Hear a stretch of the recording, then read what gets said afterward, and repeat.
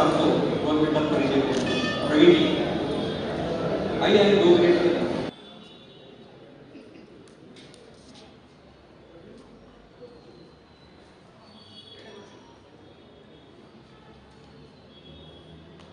मैं प्रवीण शुक्ला आप सभी लोगों को नमस्कार करता हूँ। तो थोड़े सर ने कहा कि गोपी सर का परिचय 2 मिनट में दे दीजिए। बड़ा मुश्किल काम उन्होंने मुझे दिया है, क्योंकि गोपी सर का परिचय 2 मिनट में तो दिया ही नहीं जा सकता।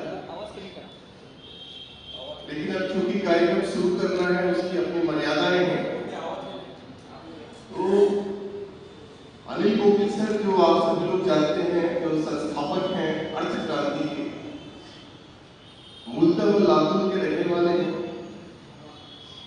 पिछले 27 सालों से देश में और देश के 140 करोड़ भारतीयों का जीवन सुख समृद्धि और गरिमापूर्ण कैसे हो सकता है, उसके लिए अर्थ क्रांति देश के सामने सोशियो इकोनॉमिक प्रपोजल्स, प्रस्ताव, मतलब अर्थ क्रांति प्रोजेक्ट पे काम नहीं करती है, प्रपोजल प्रस्ताव रखती है, जो समूचे मानव जाति को, समूची अर्थव्यवस्था को और समूचे सामाजिक समरसता को वन प्लैनेट पॉलिसी दे सके।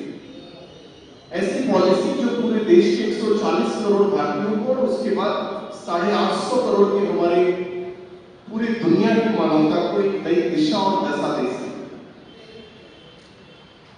अनिल गोपी जी की प्रेरणा स्रोत है, जहां से अर्थ क्रांति के नोटबंदी जनधन का प्रस्ताव, आपको मालूम होगा जो 2016 में नोटबंदी और जनधन हुई थी देश में, वो अर्थ क्रांति का ही दिया हुआ प्रस्ताव है। हमारे प्रेरणा स्रोत से अनिल गोपी जी ही है। उसी का एक लाइन, उसको अगर हम एक शब्द में बोले तो बीटीटी दिया गया था, बैंकिंग ट्रांजैक्शन टैक्स। तो नोटबंदी और जनधन आज हुई, आपने देखा है डिजिटल शिफ्ट हुआ और हम 2050 के तक की इकोनॉमी की बात करते हैं। उससे आगे बढ़कर एक नया प्रस्ताव पिछले 4-5 सालों में रखा गया है, जो मेटा इकोनॉमिक्स के ऊपर है और जो पूरी दुनिया के 140 करोड़ नहीं बल्कि 850 करोड़ को एक नई दिशा और दशा दे सकता है।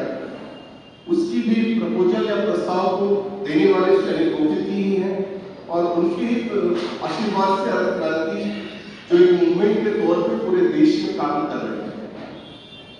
आज चूंकि वो खुद हमारे बीच में है और वो इस प्रस्ताव के बारे में विस्तार से आपसे बात ही करेंगे, तो मैं अब ज्यादा और परिचय ना देके मैं चाहता हूं कि इस प्रस्ताव के बारे में खुद आपको गोपी सर भी बताएंगे, सुनेंगे, आप समझेंगे और बाद में आप उससे सेशन के बाद अगर आपके मन में कुछ आशंकाएं हैं तो आप उससे पूछ सकते हैं। मैं अपने शब्दों को विराम देता हूँ। धन्यवाद।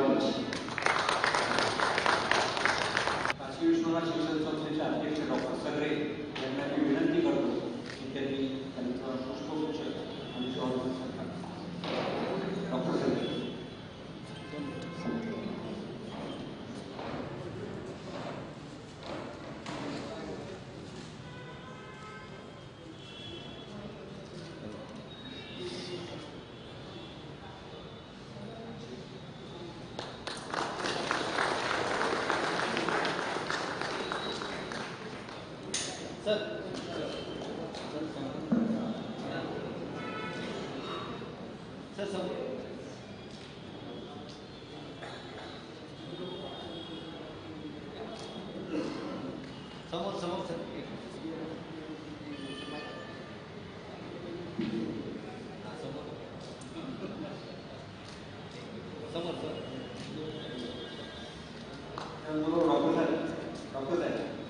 त्याचबरोबर आपल्या संस्थेच्या वतीने या मुवमेंटसाठी काही डोनेशनचा एक कार्ड दिला आहे, तो त्यांना करावा.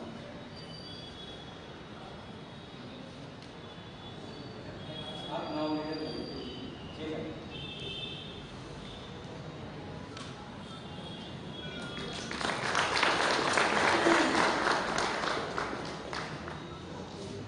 त्याप्रमाणे देशभर या संस्थेचे जे कार्य चालतं, जीवन गौरव अभियान, अर्थक्रांती साक्षरता मोहीम, त्या संस्थेचे राष्ट्रीय अध्यक्ष आता आपल्याबरोबर आहे. त्यांचाही सन्मान आपण संस्थेच्या वतीने करूया. मी दवडगावकर सरांना विनंती करतो की त्यांनी पुढे यावं आणि डॉक्टर बर्डेंना विनंती करतो त्यांचा सन्मान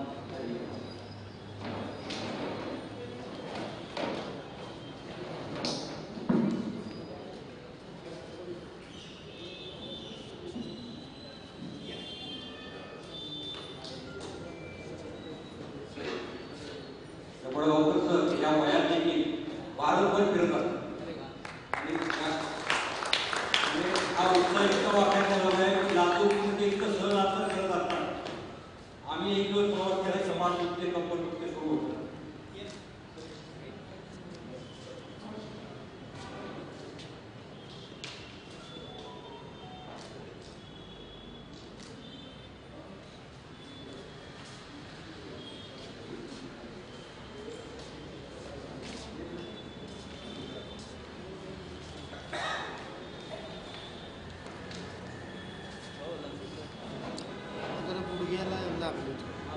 आर्गोसिटी पतसंस्थेची जी काही वाटचाल आहे, 2 मिनिटाची एडी केली आहे. तर तुम्ही तुम्हाला दाखवतो मोठे हा काही आहे बँकांचे मिळणारे व्याज याचा हा तक्ता आहे.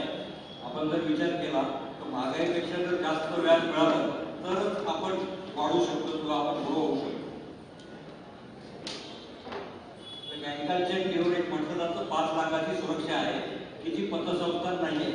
पतसंस्था चळवळीचं महाराष्ट्रावर काम करतो ते कितपत खरं आहे. ज्यावेळेस आपल्याला 5 लाखाची सुरक्षा आहे तर त्यासाठी ती बँक जोपर्यंत लिक्विडेशनमध्ये येत नाही आणि त्यांचे प्रशासक ते लायसन रद्द करण्याची शिफारस करत नाही तोपर्यंत तुम्हाला पैसे मिळत नाही. रुपी बँकेचे 10 वर्ष लागले पैसे मिळाले. आमच्याकडे आम्ही लिक्विडिटी ठेवली. गोल्ड लोन कुठल्याही क्षणी आपली ती गोल्ड इनकॅश करू शकतो. ठेवीवर जे कर्ज दिलंय ते कधीही इनकॅश होऊ शकतं. बँकांमधून शिल्लक परत घेता येतं. बँकांमधली शिल्लक बँकेमध्ये केलेली गुंतवणूक हा जर विचार केला 3400 ठेवीदारांपैकी 3200 ठेवीदारांचे पैसे अर्ध्या रात्री परत करू शकतो असे आपण करतो.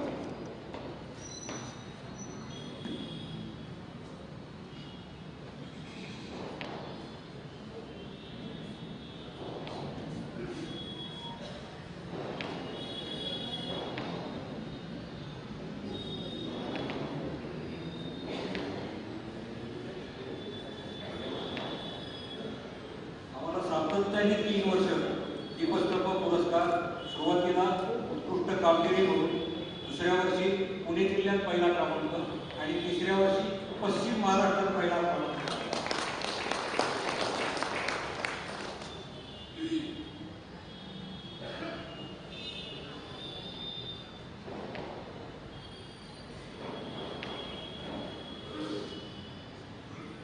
साधारण आकडेवारी आमची वर्षाची जी ग्रोथ आहे ॲव्हरेज 25% आहे सगळ्या देशात.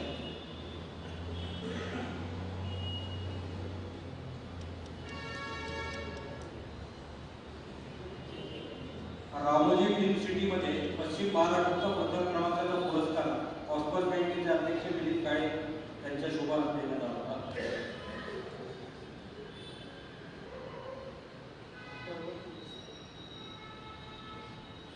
योगायोगाने रजामुरात तिथं होते ते म्हणले पतसंस्था काय, त्यांना आम्ही पतसंस्था समजावून सांगितलं.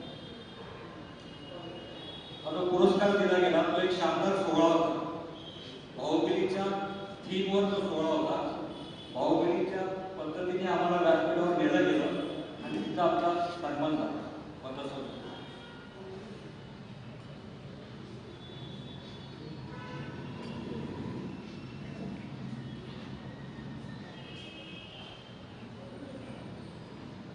त्याच्यामध्ये आहेत राजश्री पाटील या गोदावरी प्रतिष्ठित पतसंस्थेचे चेअरमन.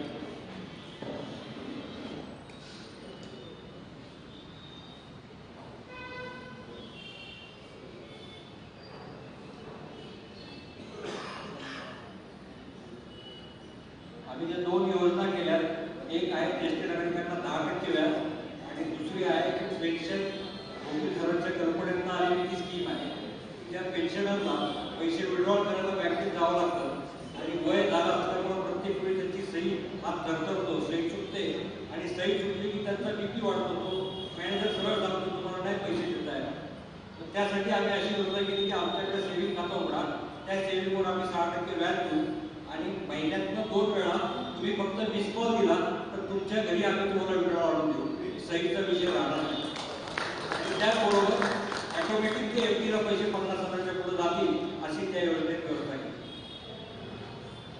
धन्यवाद. यानंतर आपण कॅलेंडरचं प्रकाशन करू आणि नंतर व्याख्यानाला सुरुवात करूया. त्यानंतर सर्व संचालकांना बोलवतो त्यांनी पुढे.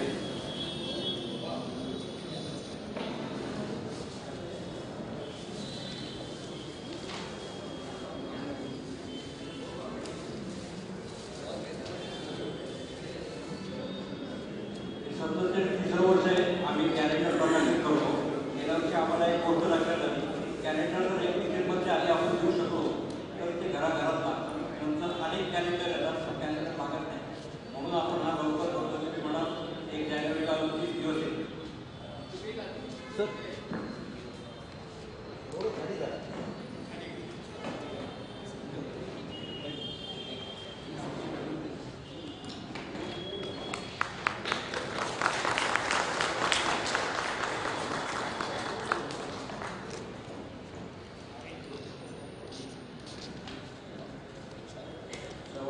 आता कॅलेंडर दिलं जाईल. आता मी वेळ न घेता वकील साहेबांना सांगतो काय तुमचा आहे, मला पाहिजे तितका वेळ तुम्ही घ्या. कल्पना विषय. नमस्कार, मी अनिल पोपटे. ही सगळीची काय लिखित ओळख करून दिली आहे. मला स्वतःलाच या आवाजाचा इको येत होता, त्यामुळे मला लक्षात येत नव्हतं काय बोलत होते. आवाज येतोय का स्वच्छ? काही इको होतोय? आवाजाचं हे होत आहे का? माहीत जवळ गेला. आणि मला एक फार छान फीडबॅक सरांनी आधीच दिला. जेव्हा ही पत्रिका सरांनी व्हॉट्सअपवर टाकली, ज्येष्ठ नागरिकांच्यासाठी अर्थक्रांती शब्द आल्यानंतर बऱ्याच लोकांची नोटबंदी आणि त्यामुळेच्या उत्स्फूर्त प्रतिक्रिया. ऍक्च्युली गोठवडे सर एवढ्या सभ्य ह्याच्यात सांगितलं की आता हे ट्रोल होणार, हे समाज माध्यमामध्ये ट्रोल होणार. नोटबंदी योग्य अयोग्य की काय झालं, त्याचे परिणाम किती झाले, ते ऑपरेशन होऊन गेलं. त्या ऑपरेशनच्या वेदना किती राहिल्या, त्या जखमा भरल्या का नाही भरल्या, पण एवढं नक्की करायचं ऑपरेशन मोठं होतं, वेदना निश्चित झाल्या होत्या. फक्त त्या नोटबंदीचा एक छोटासा मी तुम्हाला पुढचा आहे सांगतो. नोटबंदी 2016च्या नंतरचा हा प्रवास 8 वर्षाचा. बरीच तरुण मुलं इथे आहेत, तरुण पण आहेत. हे ऑपरेशन गरजेचं होतं का? ते एका आजारपणावरचं औषध होतं, ते विकासासाठी नव्हतं, ते एका विकृतीवरचं औषध होतं. हे औषध भारताने ज्या वेळेला स्वीकारलं त्यावेळेला आणखी 2 देश पुढे आले होते की आम्ही पण हे औषध घ्यायला हवं. असं व्हेनेझुएला आणि पाकिस्तान नावाच्या 2 पेशंटना जो हाच आधार झाला होता. काळा पैसा, भ्रष्टाचार, खोटा पैसा या आजाराने ते पण ग्रसित होते. नोटबंदी नंतर इथल्या माध्यमांनी इथल्या ह्याच्यामध्ये प्रचंड खळबळ झाली समाज जीवनामध्ये. त्याची मांडणी जगभर दिसली, काय चाललंय त्याची प्रतिक्रिया, आणि प्रतिक्रिया. आणि त्या 2 देशांचं ते धाडस झालं नाही की आपण नोटबंदी करावी. आणि दुर्दैव असं आहे की त्या 2 देशांच्या अर्थव्यवस्था कोसळल्या. व्हेनेझुएला दुसऱ्याच वर्षी कोसळला की त्यांचं स्वतःचं चलन बंद झालं. अमेरिकेचा डॉलर घ्यायला लागला. आणि पाकिस्तान तुम्ही बघितलंय की आता IMF शिवाय नाही. भारताची ती नोटबंदीची जी काही प्रतिक्रिया होती त्या ज्यांना त्रास झाला, खूप दुःख झालं, वेदना झाल्या. आम्हाला त्याच्याबद्दल खूप वाईट वाटलं, पण ते ऑपरेशन गरजेचं होतं असं आज आम्हाला अनुभव वाटतं. यातल्या कितल्या तरुण पिढीला जर असं विचारलं गेलं की आम्ही तुम्हाला 2016 मदत देतो 8 नोव्हेंबर आणि तुम्हाला परत 2 रस्ते देतो, कॅश इकॉनॉमी आणि आत्ताची डिजिटल इकॉनॉमी, तुम्ही काय स्वीकारा? डिजिटल आता आमचा तर आयुष्याचा स्टेप संपला आहे. आधी तुमच्या शिवाशात घेऊन पडतो, पण तरुणांना काय वाटतं की डिजिटल इकॉनॉमी शिवाय जगणे शक्य होईल का? म्हणजे ते ऑपरेशन गरजेचं होतं की नाही याचं निराकरण आता कुणी करायचं तर तरुणांनी करायचं, कारण त्यांचा लाईफचा स्टेक मोठा आहे. योगायोगाने असं झालं की मी माझ्या बहिणीच्याकडे रात्री उतरलो होतो. सकाळी माझ्या मेवण्याने मला रिक्षामध्ये बसवून दिला. मी त्याला फक्त एक मेवण्याला विनंती केली की अरे माझ्याकडे चेंज नाहीये, मला थोडी तुम्ही चेंज द्याल का? 500ची नोट आहे. मला म्हणाले एवढं काय म्हणजे मी कालच तुम्हाला चेंज दिली होती.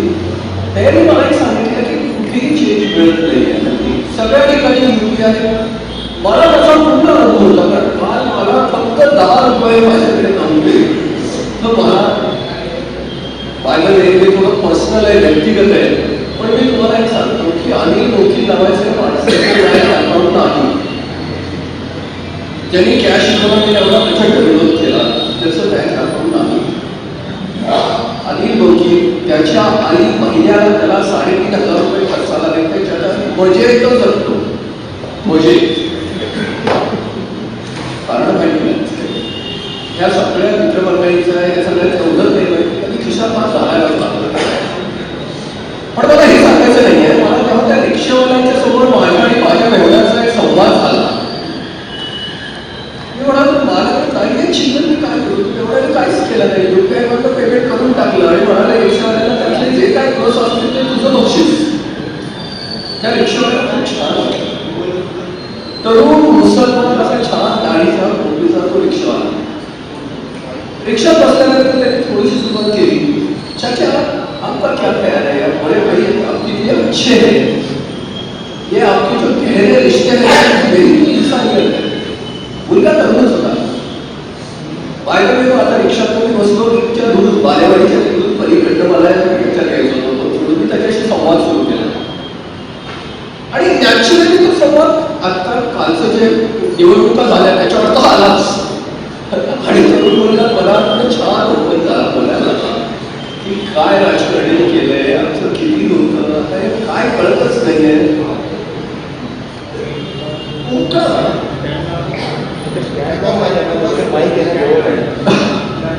हेही करायचं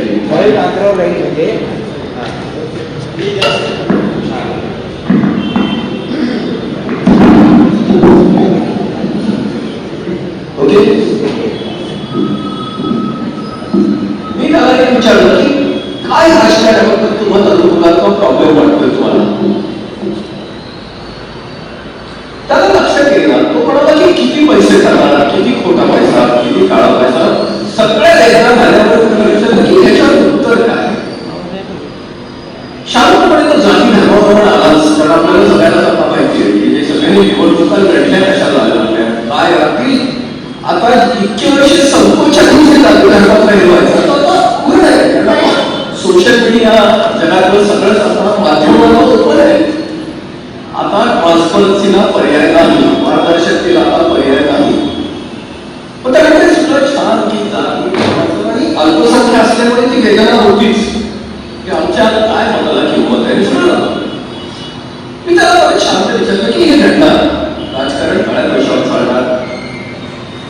त्याला पहिल्यांदा असं वाटायला लागलं की ह्या काकांशी आपल्याला काहीतरी बोलता येईल. त्यांनी मला त्याचं सांगायला सुरुवात केली की पैसा कसा असतो, म्हणजे बघा किती गोंधळ आहे, आम्हाला किती कष्ट करायला लागतात. सगळ्या राज्यात विचारलं की आता आपल्या सगळ्यांचा एकच प्रॉब्लेम आहे, राज्यकर्ते आपल्यासोबत काहीतरी खेळतात आणि आपल्याला त्यांना फक्त 2 चॉईस होतात की हे स्वीकारायचं का नाही. म्हणजे लायक आणि नालायक. याच्यामध्ये आपल्याला लायक हा चॉईसच नाहीये. 2 नालायकांमधला कमी नालायक हा पहिला चॉईस आहे. कारण सगळे सुरू काहीच कळत नाहीये आणि कुठलीही आयडिया नाही. सर बसले आमच्यासमोर ते म्हणाले की हे सुद्धा बदलले. कारण निष्ठा नावाचा प्रकार चालू आहे. या पक्षाची कुठे काळायचं होती आणि हा काँग्रेस पक्षाला 20 वर्ष 25 वर्ष कष्ट केलेले आहेत, काम केलेले आहेत. निष्ठा तरी काढायची आता तेही चालू आहे. आता आपल्यासमोर 2 पर्याय होते. लायक मधला नालायक मधला कमी नालायक शोधायचा आणि नोटा नावाचा तिसरा एक आपल्याला ऑप्शन आला की ज्याच्यात आम्हाला नालायक नको आहे. पण अजून चौथा पर्याय आपल्या समोर आलाच नाहीये की लायक आम्हाला कोण आहे. तो आपल्याला माहितीच नाही लायक कोण आहे. आपल्याला माहितीच आहे की लायक निवडणुकीला उभे राहू शकतच नाही आपल्या मनात. हे निवडणुकीचे खर्च, हे जातीपातीची बांधणी, त्यातलं ते राजकारणी त्याला दिलेलं काय राजकीय स्वरूप, तो चॉईसच नाही आहे. लायक हा आपल्याला चॉईसच नाही आहे. नालायकामधला कमी नालायक नाही तर लायक नसलेला नोटा. त्यामुळे ते प्रचंड पडलं. कारण 40-30 वर्षाचा मुलगा होता नाही, पण त्याचा अजून स्टेक आहे. म्हणाला कसं म्हणाला का आपल्या देशाचं. म्हणाला त्याच्यावरचं एकच उत्तर आहे की आता राजकारण्याने आपल्यासमोर पर्याय ठेवण्यापेक्षा आपण राजकारण्याला काहीतरी निश्चित मागितलं पाहिजे. तो मुलगा थोडा शब्द विचारला. म्हणाला की प्रत्येक जण वेगळ्या मागेल का सगळ्याचं. हेही बरोबर आहे कारण प्रत्येकाच्या मागण्या वेगळ्याच असणार आहेत. मग आणखी ओपन झाला. मग काका आमच्या वेळेस काय होता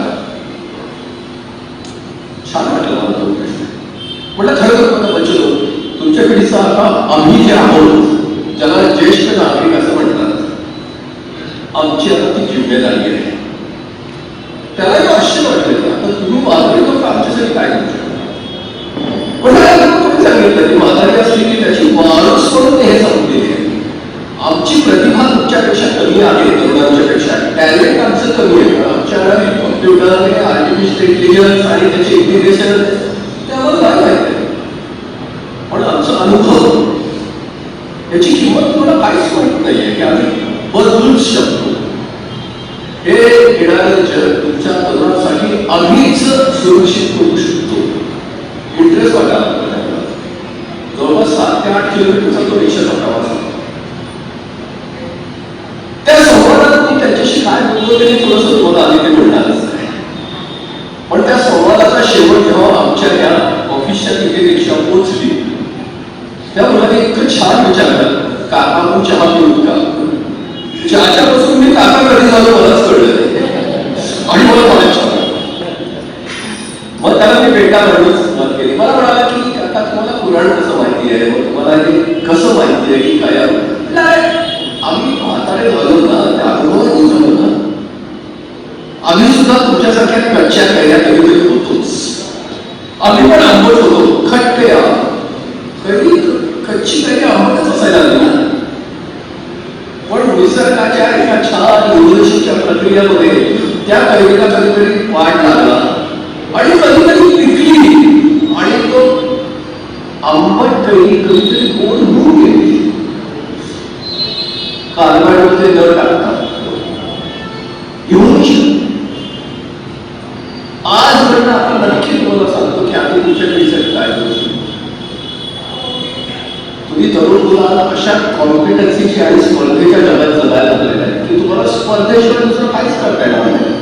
पहिली केजी पासून स्पर्धा करायची आहे. कुठेतरी ऍडमिशन, कुठेतरी काय वेगळे आरक्षण, कुठेतरी संधी, शिक्षणात, खेळामध्ये, व्यवहारात सगळीकडे स्पर्धा.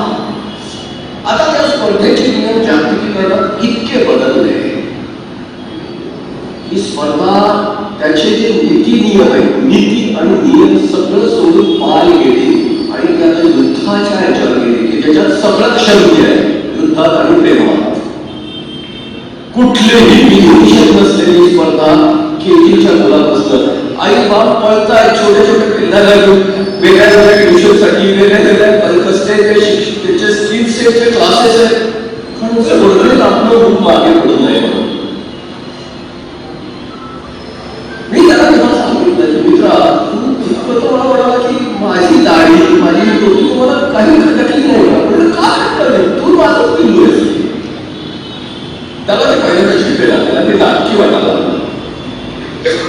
मग मी त्याला एक सांगितलं की आता देशाचा खरा प्रश्न आलाय ओळख संकट, आयडेंटिटी क्रायसिस. प्रत्येकाच्या समोर मी कोण, मी स्त्री, पुरुष, मी मराठी, मी कन्नडी, मी कोण, मी आमच्या राष्ट्रीय पक्षाचा, आमच्या धर्माचा, आमच्या जातीचा, हे सगळं इतकं वाढलं. आतापर्यंत माझ्या पिढीला शेवटी एक मर्यादा होती की मी भारतीय राष्ट्रवाद. पण माझ्या स्थितीत आम्ही बघितलं की त्या राष्ट्रवादाच्या सीमा संपल्या. आंतरराष्ट्रीय बाजार आला. आमची मुलं दुसऱ्या देशात जायला लागली, दुसऱ्या मुलं आमच्या देशात यायला लागली आणि आता राष्ट्रवाद सुद्धा एक विरुद्धता अनुरुद्धता नाही, विरुद्धता जगायला. तर राष्ट्रवादाच्या पलीकडे काय आहे जिथे सगळ्याला एकच म्हणता येईल. हे 140 कोटीला आपल्याला हे म्हणता येतं की आम्ही भारतीय, स्त्री, पुरुष, कन्नड, मराठी, हिंदू, मुस्लिम सगळं बाजूला आम्ही भारतीय. पण 800 कोटीमध्ये आता हेही संपलं. आता म्हणजे शेवटचं एक मोठं भांडण उरलंय, मेल्टिंग पॉइंट.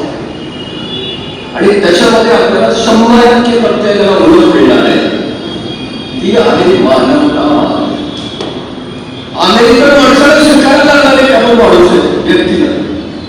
चायनीजला स्वीकारायला लागणार आहे, भारताला स्वीकारायला लागणार आहे, पाकिस्तानला स्वीकारायला लागणार आहे. हा आयडेंटिटी क्रायसिस, ओळख संकट आता फक्त मानवतावादाच्याच भांड्यामध्ये स्थिर होऊ शकतं. त्याला कुठेतरी इथे पटायला होतं, पण त्याचं आणखी हे ऐकायला छान आहे, पण नक्की काय म्हटलं त्याचं उत्तर देण्याची जिम्मेदारी आमच्याकडची आहे. अनुभवाने आम्ही तुम्हाला सांगू शकतो की माझ्या तुम्हाला निश्चित काय. अनिल बोकीम जेव्हा अनिल बोकीम म्हणून जन्माला आला, त्यांनी कुठली एंट्रन्स एक्झाम दिली नव्हती की या वकिलाच्या घरात मला जन्म द्या. तुमच्याच मुली दिलं होतं काय का घरात जन्म घ्या म्हणून?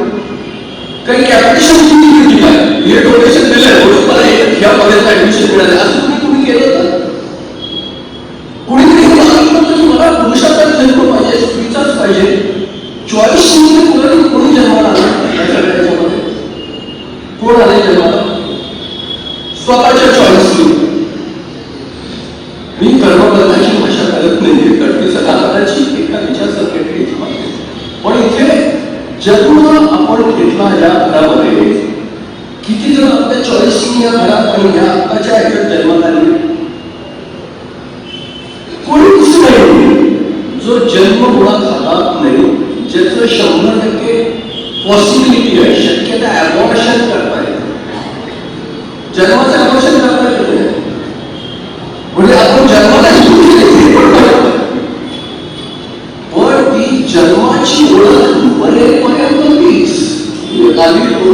मराठी ठमका आणि ती पकड येऊन धरली की जे आपल्या हातात चॉईसच नव्हता, आपल्या हातात काहीच नव्हतं.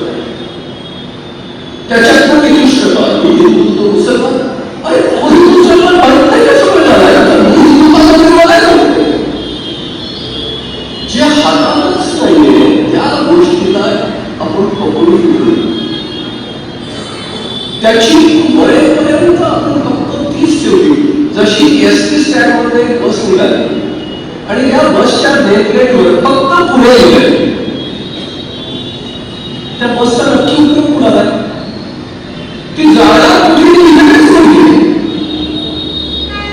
पुण्याहून आली, पुण्याला चालली, त्याचा रस्ता कुठला हे जर माहीत नसेल तर बाहेरच्या लोकांनी करायचं काय? नुसतंच पुढे गेले, ह्या बसचं करायचं काय? आज जे बसले त्यांनाही म्हणून ही गोष्ट काढायला पुढे. आता मी जे संवाद करत होतो काही ज्येष्ठ नागरिक छान होते, ते बोलताना सांगत होतं की मी रिटायर्ड वकील, रिटायर्ड जज, रिटायर्ड डॉक्टर, हे सगळ्या ओळखी हे त्या बसमधल्या प्रवासाच्या. बस जाणार ते कोणीच नाही. आणि हा सगळ्यात मोठा आणि छोटा, एका बाजूने मोठा आणि छोटा, कारण तो आयडेंटिटी क्रायसिस आहे आणि तिथेच फक्त उत्तर आहे. जन्म जिथे झाला त्याच्यानंतर मृत्यू मात्र निश्चित आहे. इथे असा कोणीही त्याला मृत्यू नाही होणार असं वाटत. शाश्वत सत्य, अटल सत्य मृत्यू, जन्म नाही. मृत्यू टळलेला असं कोणाला माहिती आहे का? कोणाला माहिती आहे का? मी ते सनातनाचे सत्य चिरंजीव मायकालोचे बाजूला ठेवतो, ते मायकालोचे. पण ज्याला मृत्यू टळलाय असं माहीत असलेलं कोणी माहिती आहे का आपल्याला? मग तो मुलगा तो होता, त्यांनी पुन्हा मला त्याचं नाव सांगितलं, कासिम का इब्राहिम, असं दोन्हीपैकी काय म्हटलं. तुला कुठे कळणार आहे का? असं मला कळणार आहे का? आपण निश्चित एका ठिकाणी एकत्र येणार आहोत आणि तो आहे आमच्या सगळ्यांचा अटल मृत्यू. आता इथे मात्र 100% उत्तर आपल्याला मालवतेचं सापडलं. 100%. एखादे ते पटलं नाही तर आमचं हे सगळं पडत, आम्ही तो क्लिअर करतो. एकदा मृत्यू निश्चित आहे, अटळ आहे, नक्की आपल्याला सगळ्याला आतमध्ये माहिती आहे, तेव्हा तो प्रत्येकाचा सुंदर व्हावा, सन्मानाचा व्हावा. अटळ कष्ट सन्मानाची व्हावी असं वाटणार न वाटणारा कोणी. आणि हेच आमच्या या ज्येष्ठ नागरिक राष्ट्रीय संपत्तीचं मूळ आहे. आणि ते ज्येष्ठांच्यासाठीच नाहीये, ते मानवतेसाठी आहे. कारण तो माणूस हिंदू आहे, मुस्लिम आहे, अमेरिकन आहे, प्रत्येकाला सन्मानाचा उपाय करायचा आहे.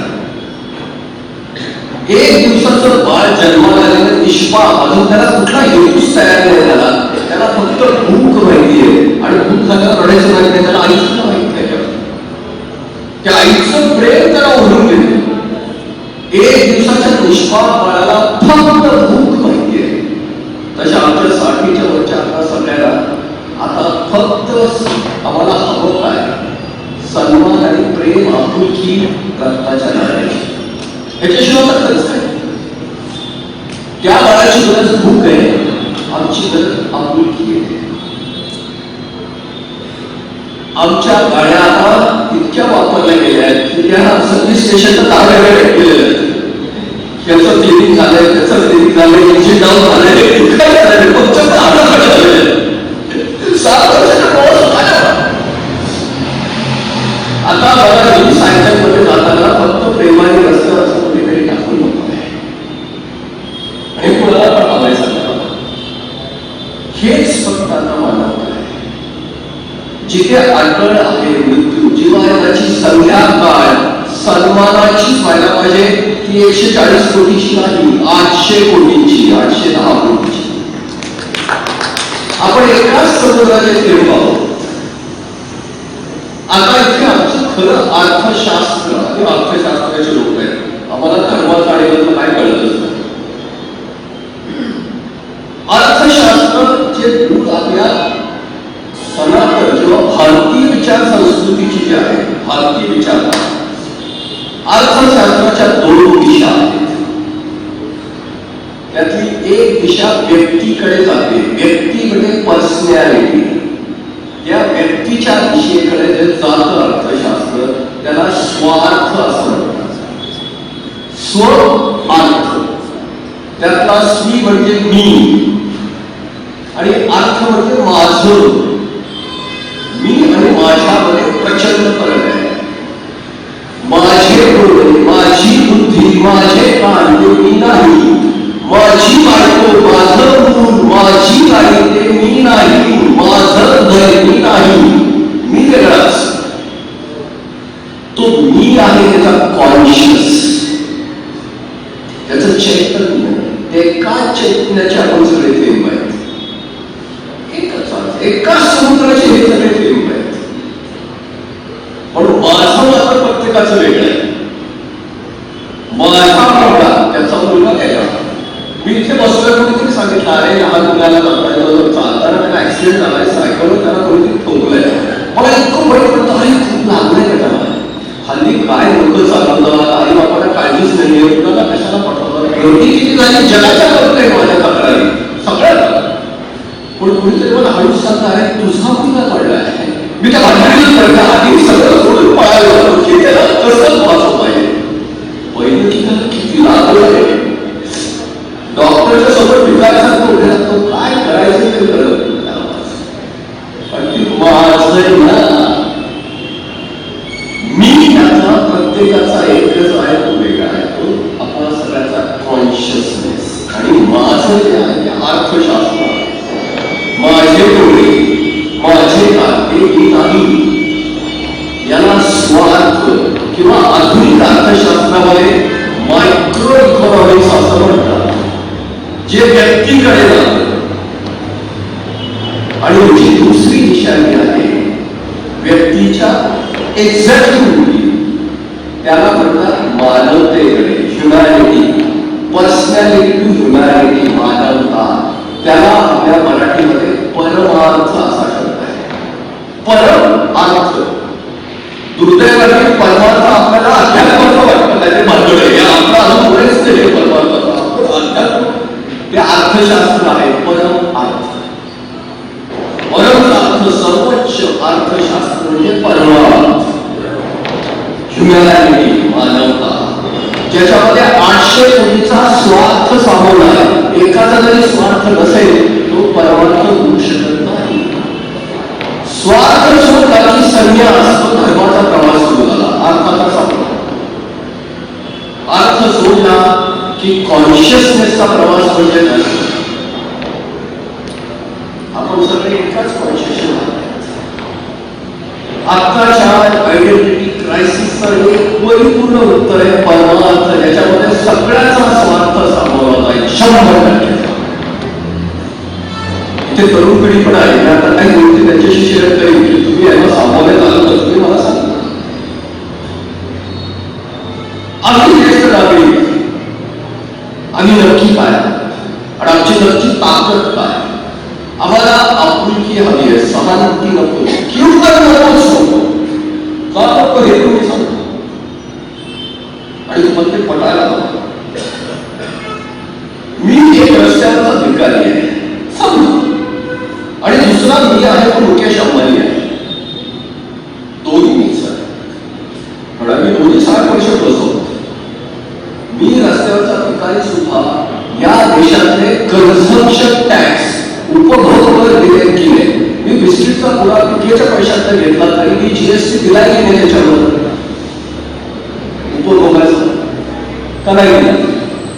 मी रिक्षाकडे बसलो असेल तर त्याच्या घरचे पैसे माझ्याकडे घेतले की नाही घेतले की नाही. या रस्त्यावरच्या भिकाऱ्याने सुद्धा ही जी देशाची अर्थव्यवस्था आहे त्याच्या क्षमतेनं त्याला कॉन्ट्रीब्युट केलं की नाही. तुमचं काय म्हणते उपभोग कर न देऊ शकलेला एक तर माणूस अस्तित्वात असू शकतो असू शकतो. आम्ही 60 वर्ष या देशाला उपभोग कर दिलाय. या अर्थव्यवस्थेमध्ये आम्ही आमचा सहयोग केला नंबर 1. आणि नंबर 2 ही जी सगळी समाज रचना फक्त 2 चाकावर चालत असते. एक असतं अर्थनीती आणि दुसरं असतं राजनीती पॉलिटिक्स. 60 वर्ष आम्ही मतदान केलंय. कुठल्या पक्षाला कुठल्या पार्टीला कुठल्या नेत्याला बाजूला ठेवा पण त्याच्यामुळे लोकशाही जिवंत हे मान्य केलं. त्याच्यामुळे मतदान निवडून झालं हे मान्य केलं तुम्हाला. आमचा त्याच्यात सुद्धा सहभाग आहे राजकीय याच्यात. त्याच्यामुळे ही लोकशाही जिवंत आहे. त्याच्यामुळे हे राजकीय भारतीय समाज किती आत्महत्या दुष्पदत असतात एका लोकशाहीच्या शिस्तीत चालतोय. तुम्हाला हे मान्य आहे का सगळ्याला की आपण राजकीय चक्राला गती द्यायला आपल्या क्षमतेने आपण मदत केली आहे. अर्थचक्राला पण आपण मदत केली आहे. आता आपला हक्क आहे की नाही की आयुष्याची 1900 दिवस उरले. भारताचं सरासरी आयुष्यमान 70-71 वर्षाचं. आता सर्वांची संध्याकाळ आपण मागितली हक्काने तर हे चूक आहे का. 60 वर्षाच्या पेक्षा आपण दिल्या. आता मी याच्या पुढचा आमचा प्रस्ताव आणि हे सगळं सांगतो की आम्ही नक्की काय मागतोय. ज्येष्ठ नागरिक राष्ट्रीय संपदा ज्येष्ठ नागरिक राष्ट्रीय संपत्ती आम्ही का आहोत कारण अर्थशास्त्र आणि राज्यशास्त्राला दोघांनाही 60 वर्षापर्यंत गती दिली. आमच्या पुढे आता आम्हाला काय आता मला हवंय सन्मानाची संध्याकाळ निश्चित आणि हक्काची भीकेची नाही दयेची नाही सहानुभूतीची नाही. पहिला त्यांना पॉईंट आहे आमचे 5 पॉईंटचा प्रस्ताव की सरकारची भांडवल मिळवलं कशी मिळवलं हे पण तुम्हाला कडीची तरुण मुलांनी आम्हाला चॅलेंज द्यावं मला आवडेल. 60 वर्षाची पुढील प्रत्येक व्यक्ती स्त्री पुरुष सगळं बाजूला ही राष्ट्रीय संपत्ती असेल. नंबर 1. नंबर 2 त्यांची आर्थिक सन्मान जपण्यासाठी मी युनिव्हर्सल बेसिक इन्कम म्हणजे 60 वर्षाच्या व्यक्तीच्या प्रत्येक व्यक्तीचा मिनिमम उत्पन्न महिन्याला 10,000 रुपये असेल आजच्या महागाईप्रमाणे. ते महागाई भरताना जो वेळ असेल यातली तरुण मुलं जेव्हा तुम्ही 60 वर्षाच्या आजच्या हिशोबाने 10,000 रुपये पर मंथ. UPI त्याच्यापेक्षा एकाच कमी असेल तर सरकार त्याला पूर्ण देईल 10,000 रुपये. म्हणजे ह्या देशात 60 वर्षाच्या वरचा एकही माणूस असा नसेल व्यक्ती की ज्याचं उत्पन्न 10,000 पेक्षा कमी असेल. बरोबर हे कसं मिळेल काय मिळेल फारच सोपं आहे. आम्ही अर्थशास्त्राचे लोक तिथे चालले. नंबर 3 60 वर्षाच्या पुढच्या व्यक्तीचा 100% खर्च हा सरकारी असेल. 100% ही राष्ट्रीय संपत्ती आहे. जगात असं आहे तर निश्चित आहे. इंग्लंडमध्ये त्याला नॅशनल सिक्युरिटी स्कीम म्हणतात. 100% हे कसं म्हणायचं सांगा तुम्ही म्हणाला अगदी सोबत 100% एकदा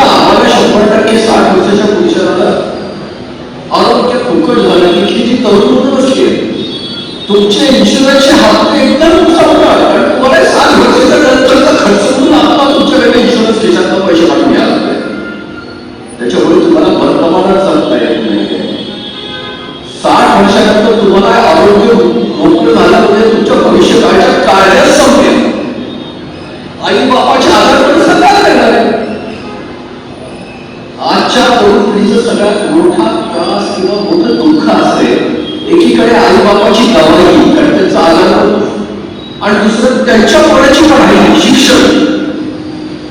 दवाई आणि पढाईमध्ये मधली पिढी पूर्ण फाटायला लागली. इतक्या ताणामध्ये जगायला लागले आहे की ते कसं प्रेम देतील त्याच्यातलं प्रेम आठवलं नाहीये. मजबूर झाली पिढी. एकीकडे भूतकाळी आई बाप, एकीकडे त्यांची पिढी भविष्यकाळी, त्याच्यामध्ये त्यांचा वर्तमान फाटून झाला. एकदा ते आई बाप राष्ट्रीय संपत्ती झाले म्हणल्यानंतर माझ्या आई बापाची काळजी सरकार घेते. आता मला फक्त प्रेम द्यायचं त्यांना, आपुलकी याच्याशी दुसरं आम्हाला काही नको. मग त्यांचा भविष्यकाळ त्यांची जीवन. एकीकडे आजी आजोबा आहे त्याच्याकडे संस्कार आहे आणि एकीकडे नवीन पिढी आहे त्याच्याकडे शिक्षण आहे. शिक्षण आणि सुशिक्षण याच्यात काय एवढाच फरक आहे. जे शिक्षण संस्कारिक आहे तेव्हा ते सुशिक्षित आहे. आजी आजोबाशिवाय कसं काय सुशिक्षित होईल? पोरं लगेच होत आहेत, अनेक होत आहेत, शिक्षित होत आहेत, पण ते सुशिक्षित होत नाही. कारण आजी आजोबा आणि पिल्ले एकटे कुठेतरी आपले शिक्षित आहे, पीएचडी आहे, फक्त सुशिक्षित आहे. संस्कार आणि शिक्षण एकत्र आल्यानंतर ते सुशिक्षण होईल. आता जो पण आहे हे तिसरं फार सोपं आहे. चौथी याच्यात जो प्रस्तावाचा भाग आहे, 60च्या नंतरचा प्रत्येक व्यक्ती अॅट्रॉसिटीच्या कायद्यामध्ये त्याचा अपमान करू शकतो. ना कुठली शासकीय व्यवस्था ना सामाजिक व्यवस्था, पूर्ण त्याची संकल्पनाची जिम्मेदारी शासकीय आहे. अॅट्रॉसिटीचा कायदा तुम्हाला माहिती आहे नाही. कायदा कोणाचा अपमान 60च्या पुढे त्याला सामाजिक त्याचा सन्मान जिवंत आहे. आणि 5वं पण छोट आहे, अगदी सहज होत आहे. 15 लाखाच्या रेल्वेच्या कर्मचाऱ्यांसाठी वेगळं मंत्रालय, वेगळं बजेट आहे. 16-17 लाखाच्या संरक्षणचे जे काही आपली मानवी संसाधन आहे त्यासाठी वेगळं मंत्रालय आहे, वेगळं बजेट आहे. आणि आपण 60 वर्षाच्या वरचे 15 कोटी प्लस आहे. कमिशनरेट सुद्धा त्यासाठी नाही. आता मी तुम्हाला सांगतो की आम्ही किती ताकदवान आहोत, आमची क्षमता आहे. पण तुम्हाला आश्चर्य वाटेल ना, इतकं कॉन्फिडन्स म्हणायला काय करणार. आम्ही आज 15% म्हणजे देशाच्या लोकसंख्येच्या जवळपास 11.5 ते 12% आमची संख्या आहे देशाच्या लोकसंख्या. पण मतदारांची जर संख्या घेतली तर आम्ही 18% लोक आहेत. 18% आम्ही देशातली सगळ्यात मोठी वोट बँक आहोत. त्या कासिम नावाच्या तरुणाला मी जेव्हा सांगितलं की बेटा तुला असं वाटलं ना की मुस्लिम वोट बँक ही देशातली सगळ्यात मोठी ऑर्गनाइज वोट बँक आहे, 12%-13%ची, आम्ही 18%. आम्हीच ठरवू शकणार की या देशाचा पंतप्रधान कोण होऊ शकतो. आमच्यात कुठलाही भेदभाव नाही, स्त्री नाही, पुरुष नाही, जात नाही, पात नाही. आम्ही ज्येष्ठ नागरिक आहोत, आम्ही राष्ट्रीय संपत्ती आहोत. आम्ही एकाच मतावर फक्त मत देणार. व्यक्ती को ना, पार्टी को, जात को ना, धर्म को, मेरा वो प्रोग्राम को. तुम्ही जर हा प्रोग्राम स्वीकारला तर आमचं मत तुम्हाला. ओबीसी स्वीकारला काय प्रॉब्लेम नाही, आपण काय करू. ज्येष्ठ नागरिक राष्ट्रीय संपत्ती म्हटलं तर आम्हाला प्रॉब्लेम नाही.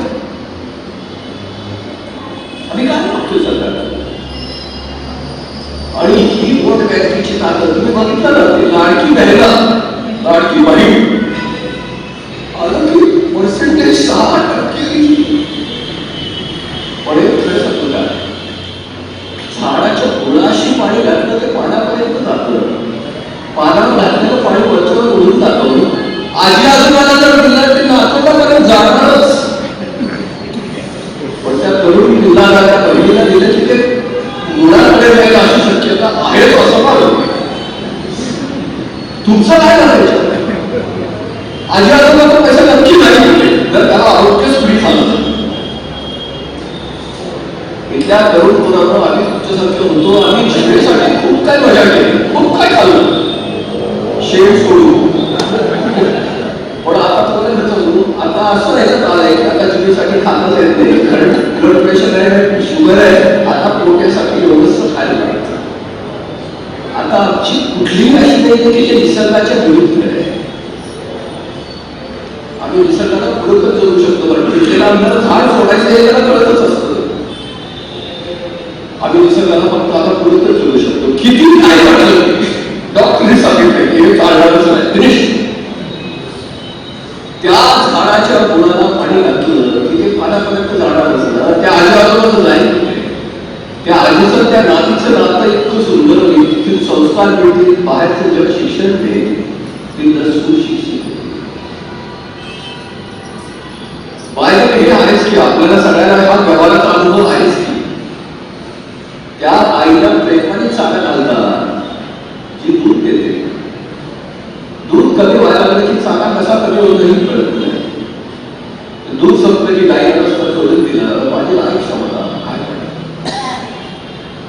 म्हाताऱ्या आजीला मरेपर्यंत पेन्शन घरात येणाऱ्या म्हटल्यानंतर तुमचं काय मत आहे? सुनबाई काय करेल? मलाईचं चहा पाजायचं नाही. आज घरात हे चाललंय की काय बाबा सासू सासरे नको माझं पुढे आम्हाला काढली म्हणजे एक्झॅक्टली उलट होईल. आणि मरेपर्यंत पेन्शन आहे, आपल्याला याची भीतीच नाही आहे. सासू सासरे असले का घर घ्या, आपल्याला काय मला किती सोपं आहे. खायची पेची वाढलीच नाही, मरेपर्यंत पेन्शन येणार नाही. हे सगळे रिक्षेवाले, टेम्पोवाले 80% असंघटित वर्ग आहे. काही नाही, पेन्शन नाही, प्रॉव्हिडंट फंड नाही, ग्रॅच्युटी नाही. तो रिक्षा कुणासाठी चालवतोय? घरात चालवतोय का? तोही समाजाचंच काम करतोय ना. तोही एखाद्या पेशंटला डॉक्टरकडे घेऊन जातोच आहे ना. त्याचा हक्क नाही गेला, त्यांनी जीएसटी दिला नाही का, त्यांनी मतदान केलं नाही का, तो भारताचा नागरिक नाही आहे. आर्टिकल 21 आमच्या संविधानाने प्रतिष्ठेचा अधिकार हक्क दिला आहे, जन्मजात हक्क आहे. आपल्याला नाही मिळत. आपली 18% वोट बँक ही सगळ्यात मोठी ताकद आहे. त्या भिकाऱ्याला एकच मताचा अधिकार आहे, मुकेश अंबानीला एकच मताचा अधिकार आहे, त्याच्यापेक्षा जास्त मताचा अधिकार आहे. फक्त त्याला दुर्दैवाने हे कळत नाही की मी पण टॅक्स दिला. त्याला कोणी सांगतच नाही. त्याला भावड्या वेगळ्या ठेवण्यातच या सगळ्याच व्यवस्थित केल्या आहे. जाती धर्माचे तुकडे करणे आणि आधीच 50%, 60% वोटिंग होणार, त्यातल्या आजूबाजूच्या तुकड्यातलं 3%, 10%, 15% त्यातनं निवडून आलेला लोकप्रतिनिधी म्हणून आम्ही राज्य आपल्याला मान्य आहे. वंशलोक डिस्क्रिमिनेशनची दुनिया आम्हीच बदलू शकतो. आमच्या मनाच्या ताकद एवढी जास्त नक्की आहे. आम्ही फक्त एका याच्यावर एकत्र येऊ शकतो. ज्येष्ठ नागरिक राष्ट्रीय संपर्क माझा स्वार्थ आहेच त्याच्यात, का नाही आहे? पण याच्यात कुणाचा स्वार्थ नाही. तुमच्या तरुण मुलांचा नाही आहे. तुमचं भविष्यकाळ आश्वासक आहे ना, तुम्हाला इतके मिळणार आहे. एकही व्यक्ती त्याच्यात बाहेर राहू शकतो. म्हणूनच हा परमार्थ आहे, हा मेटा इकॉनॉमिक्स आहे. कारण प्रत्येकाचा स्वार्थ त्याच्या स्वभावात आहे.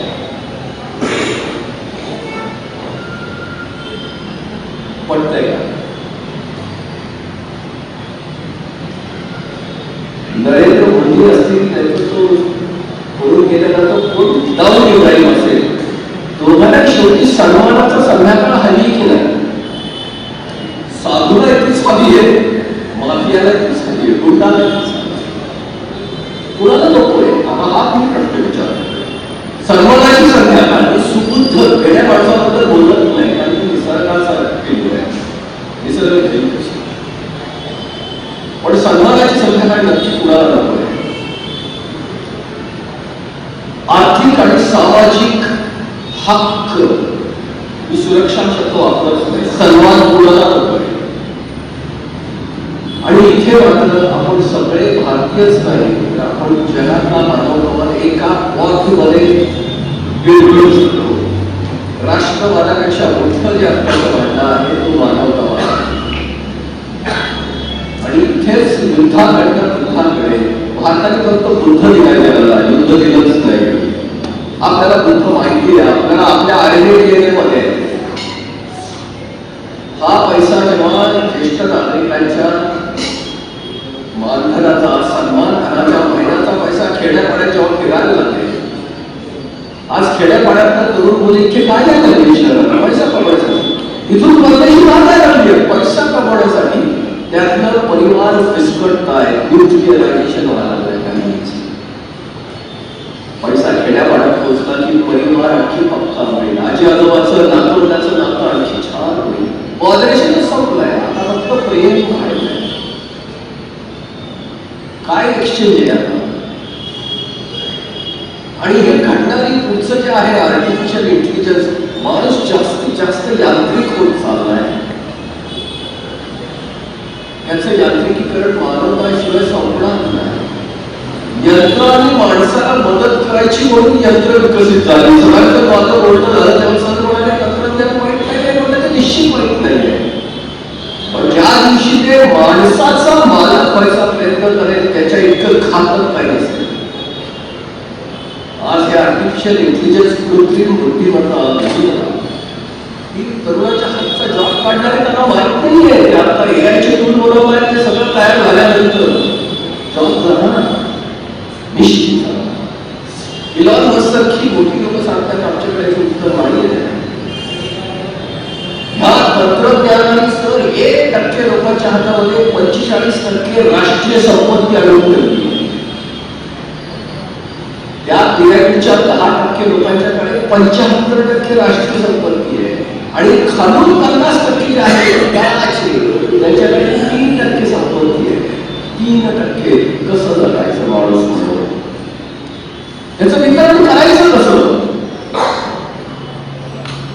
तंत्रज्ञान फक्त प्रतिभेला किंमत द्यायला लागलंय. टॅलेंट आहे ते जाणार पैसा निर्मिती करताय. वितरण कोण करू शकतो. वितरण फक्त सरकार करू शकतं. आम्ही घेणार. वितरण झाल्यानंतर रक्त फक्त तयार होऊन चालणार ते शरीरात फिरायला लागेल तेव्हा त्याचा प्रत्येक अवयव तेवढा चांगला राहील. रक्त तयार झाल्यानंतर फिरलं नाही. वितरण नाही झालं नाही. ब्रिटिशांनी देश सोडताना जातीची सूची तयार केली, शेड्यूल कास्ट. त्याचा परिणाम आता आपण सगळे बघतोय. कास्टिझम त्याच्यातलं राजकारणाचं पोचलं गेलं. ते कसलं राजकारण ते बोललं नाही आपल्याला सगळ्याला माहिती. आता जे जर्मनी आलेलं आहे त्याचं करायचं काय घडलेलं आहे. पुढचा रस्ता काय. आता ह्या शेड्यूल कास्टच्या आणि जातीच्या आणि धर्माच्यावरचं परिपूर्ण एकच उत्तर आहे. सरकारने नवी जात तयार करायची, स्पेशल कास्ट. 60च्या वरचा प्रत्येक व्यक्ती राष्ट्रीय संपत्ती ही स्पेशल कास्ट. शेड्यूलच्या वरती स्पेशल. 60 नंतर सगळे ज्यांनी देशाला 60 वर्ष दिले आहे हे कास्टिझम याच्याशिवाय नाही सांगणार. स्पेशल रिलीजन हिंदू मुसलमान सगळे बात केलं. 60च्या नंतर एक परिपूर्ण उत्तर. आणि या 60च्या स्पेशल कास्टला कुठलीही ड्युटी नाही. त्यांनी 60 वर्ष ऑलरेडी केलेली आहे. आता फक्त अधिकार करणार, दुर्बाय करणार, छान पटकन करणार. शेड्यूल कास्टला आणखी एक कास्ट वाढवता येईल. तेही सरकारनेच केली होती, हे सरकारनेच करायचं. स्पेशल कास्ट तुमचं काय मत आहे. आणि ही करून घेण्याची क्षमता आपल्या 18% वोट बँकेमध्ये निश्चित आहे. त्याच्यात एकही डिस्क्रिमिनेशन नाही. त्याच्यात स्त्री नाही, पुरुष नाही, लहान नाही, नाही, मानवता आहे. पडलेलं पाणी शेवटी परत समुद्रात मिळणार नाही. आम्ही समुद्राच्या जवळ सांगतोय ना. आम्ही त्या थिएटरमध्ये एंट्री घेतली. आता आता एक्झिट गेट मध्ये आलं काय तुम्हाला नाही वाटतं ना माझा प्रवास सोपा होईल. हा विखार कशासाठी नाही, जातीचा, धर्माचा, डिस्पॅरिटीचा, हे जगताना वेदना सहन केल्याचा, त्या अनुभव, त्या अनुभवातून आलेली वेदना, त्यातनं बदल्याची आग, रिव्हेंज. तरुण होतो तोपर्यंत वाटत होतं की इसका तो मूळ काट्य पाकिस्तानवर ॲटम बॉम्ब टाकून प्रश्नच मिळवूया. तालुक्यातले निश्चित वाटले शत्रू संपवायचा हे जिगर अंतर ठीक. पण आता खरं सांगू आपला मोड झालाय. आता शत्रू म्हणत नसतो कळले, आता शत्रुत्व बाहेर असताना कळले. शत्रुत्व आत आहे, बाहेर नाही. शत्रू बाहेर आहे, शत्रुत्व इथे का जर इथलंच संपलं तर शत्रू कसा नाही संपला. माझ्यातलं शत्रुत्व संपलं असतं तर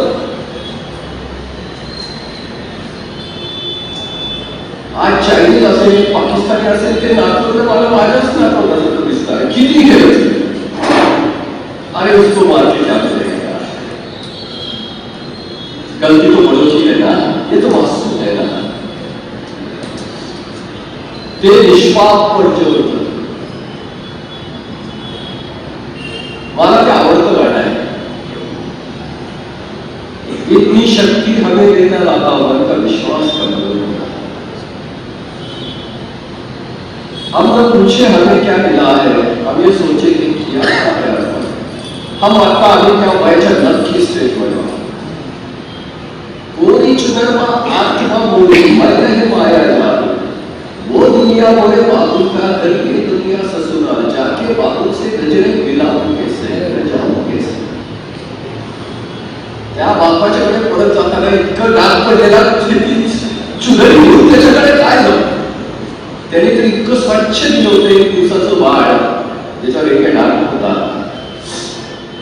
आता काही डाग जर इथे काढले तर बरं आहे, तर त्याच्या वॉशिंग मशीन मध्ये इतकं ठोकेल का तो डाग काढल्याशिवाय दुसऱ्याच्या टाकणार नाही. इतर जरा काही साफसफाई करून गेलो आम्हाला असं वाटतं त्या सगळ्या करून गेल्यानंतर मानव त्याला आपणच सांभाळू शकतो. आपली बोलबॅग सांभाळू शकते. आपली फार छोटी गरज आहे सन्मानाची. आपण 60 वर्ष अधिक दिलंय, आता आपण एक्सचेंज वापरतोय. आपला अनुभव तेवढा समृद्ध आहे, जेवढं टॅलेंट विकसित झालंय, जेवढी तरुणांची प्रतिभा सक्षम आहे, तेवढेच आपण तरुणांच्याकडे तंत्रज्ञानाकडे प्रतिभा होत आहे. आपल्या जगण्याने अनुभवाने आपल्याला तत्वज्ञान दिलंय. तंत्रज्ञान इंजिन आहे गाडीचं, ते ताकद देतं. तत्वज्ञान गाडीचं स्टिअरिंग आहे, दिशा देतं. या तंत्रज्ञानाला आपण फक्त मानवतेकडे वळवून या सगळ्यांचं उत्पन्न असेल. सर्वे सुखीना संतु, सर्वे संतु निरामया. धन्यवाद.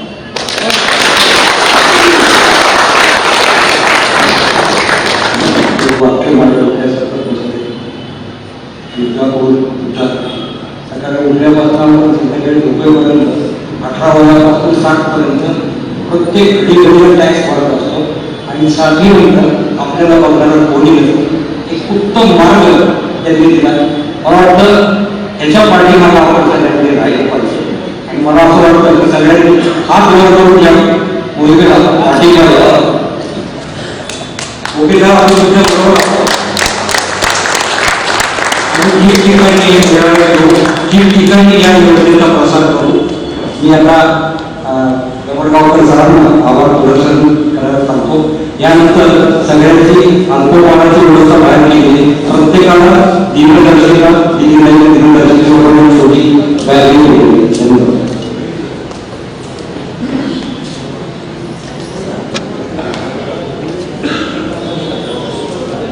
ज्येष्ठ नागरिक, राष्ट्रीय संपत्ती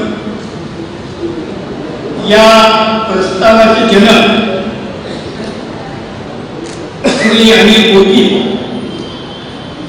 यांचं एक अत्यंत सुंदर अशा प्रकारचं व्याख्यान या ठिकाणी आपण सगळ्यांनी ऐकलेलं आहे. आणि त्याला अत्यंत चांगला पाठिंबा देखील आपण या ठिकाणी दिलेला आहे. अर्थसिद्धी सहकारी सोसायटी या सोसायटीच्या वतीनं ज्येष्ठ नागरिकांना एक अत्यंत चांगलं मार्गदर्शनपर व्याख्यान आयोजित करण्याचा श्री भगवानजी कोठावळे या संस्थेचे चेअरमन यांचा खूप दिवसापासूनचा मानस होता आणि त्याला या ठिकाणी त्यांनी आज प्रत्यक्षामध्ये आणलं. श्री अनिल गोकील आणि मी दोघांचाही या ठिकाणी सत्कार केला, याबद्दल मी सर्वप्रथम त्यांना धन्यवाद देतो. यानंतर एक महत्वाची गोष्ट म्हणजे मला अशी सांगायची की श्री भगवान कोठावळे ज्येष्ठ नागरिक राष्ट्रीय संपत्ती या प्रस्तावाला प्रत्यक्षात आणण्यासाठी जे देशभरामध्ये अर्थक्रांती जीवन गौरव अभियान नावाचं अभियान चालू आहे ज्येष्ठ नागरिकांचं, या अभियानामध्ये देशातल्या 16 कोटी ज्येष्ठ नागरिकांना वोट बँकच्या स्वरूपामध्ये आणण्यासाठी पूर्ण देशभरामध्ये संघटन करण्यात येत आहे. याचे महाराष्ट्राचे श्री कोठावळे हे सेक्रेटरी आहे, सचिव आहे आणि म्हणून आपल्या सर्वांना माझी विनंती आहे की त्यांच्या सोसायटीमध्ये या ठिकाणी देखील या अभियानाचं सभासद करण्यासाठी म्हणून फॉर्म ठेवण्यात आलेले आहे. त्यांच्याशी आज फॉर्म म्हणून आपण संपर्क साधावा किंवा यानंतर त्यांच्याशी संपर्क करून आपण या अभियानाचे सभासद व्हावे.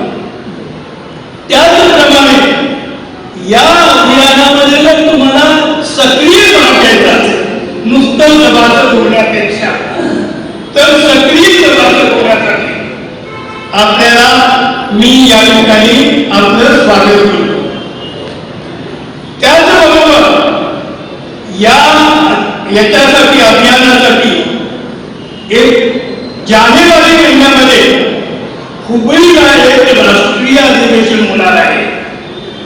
या राष्ट्रीय अधिवेशनामध्ये जवळपास 50,000 लोक कर्नाटकामध्ये उपस्थित राहणार आहेत आणि त्याचबरोबर देशातील 1,000 ज्येष्ठ नागरिक संघाचे पदाधिकारी हे उपस्थित राहणार आहेत. तर आपण देखील या अधिवेशनामध्ये उपस्थित राहण्यासाठी श्री कोठावळे यांच्याशी संपर्क करावा. या ठिकाणी माझ्या समोर श्री किशोर जगदाळे बसलेले आहेत. मला असं वाटतं की हे पुणे शहराचे अध्यक्ष आहेत ज्येष्ठ नागरिक जीवन गौरव अभियानाचे.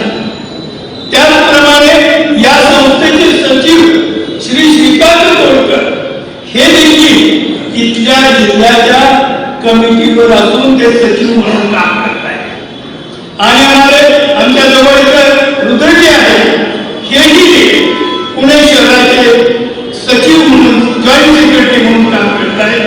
या सगळ्यांनी फार चांगल्या प्रमाणामध्ये पुणे शहरामध्ये ज्या ज्येष्ठ नागरिक संघाचे 180 ज्येष्ठ नागरिक संघ पुणे शहरात आहेत, 160 ज्येष्ठ नागरिक संघ पिंपरी चिंचवड, या सर्वांच्या बैठका घेऊन जीवन गौरव अभियानाचं नोंदणी करण्याचा प्रयत्न केलेला आहे. यांच्या या प्रयत्नाला तुम्ही या ठिकाणी जर जमा झालेले लोक यांनी जर अजून शक्ती दिली तर निश्चितपणे हे अभियान आपण यशस्वी करू शकतो. मला या ठिकाणी आपल्याला सांगायचं आहे की पुणे जिल्ह्यामध्ये 80 पुणे शहरामध्ये 80 लाख ज्येष्ठ नागरिक आहेत. या 80 लाख ज्येष्ठ नागरिकांनी जर खरी मूठ आवडली आणि सांगितलं त्यांनी केल्याशिवाय राहणार नाही. तर ज्याप्रमाणे अनिल गोकील यांनी सांगितलं की आपण सरकार बदलू शकतो, स्वतःचं सरकार आणू शकतो, देश बदलू शकतो आणि जग बदलण्यासाठी आपण दूत म्हणून काम करू शकतो. 810 कोटीचं जग आपल्याला हे जग जर युद्धाकडून बुद्धाकडे घेऊन जायचं असेल, आपली भविष्याची पुढची पिढी ही सुरक्षित व्हावी असं आपल्याला वाटत असेल, तर आता आपण या ठिकाणी संकल्प करूया की या जीवन गौरव अभियानाचं आपण सभासद म्हणून सक्रिय सभासद म्हणून कार्यक्रम संपला आहे. आपण बाहेर करावा आणि त्याचबरोबर ज्यांना सभासद व्हायचं या संस्थेचं त्याच्यासाठी बाहेर नोंदणी आहे किंवा आपल्या कंपनीमध्ये पुस्तक ठेवलं आहे, कंपनीमध्ये